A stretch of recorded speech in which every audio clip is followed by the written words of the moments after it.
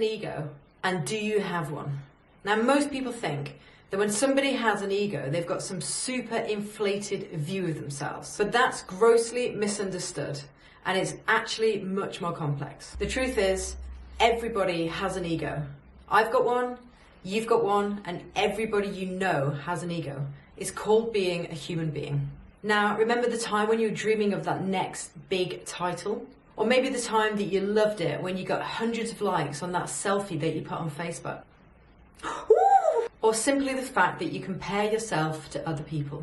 These are all your ego. Now, the ego also serves to protect us when we feel very uncomfortable. You remember the time that you shut down emotionally when you're in that uncomfortable conversation? Or the time that you flipped your lid when you got so angry? Or the time that you just stormed out of the room because you got in a right old mood? These behaviours are driven by your ego to protect you. Because your ego is thinking, do whatever you need to do just to make this thing go away and just stop. Because once you realise that the ego is there to protect who you believe that you are, you can start realizing and identifying how it shows up in your own life. Now, if you didn't have an ego, you'd have no attachment to anything. You'd be pure consciousness. So a good start is to recognize where your ego shows up in your life with your behaviors and how it's hindering how much emotion you feel, how deeply you connect with others, and how much it's holding you back doing things that would actually develop you. Now, as a final thought, we've all heard these stories about people that lie in their deathbeds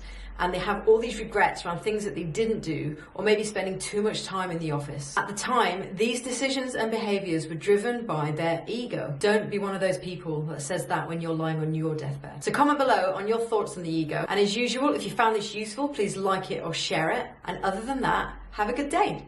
Cheers.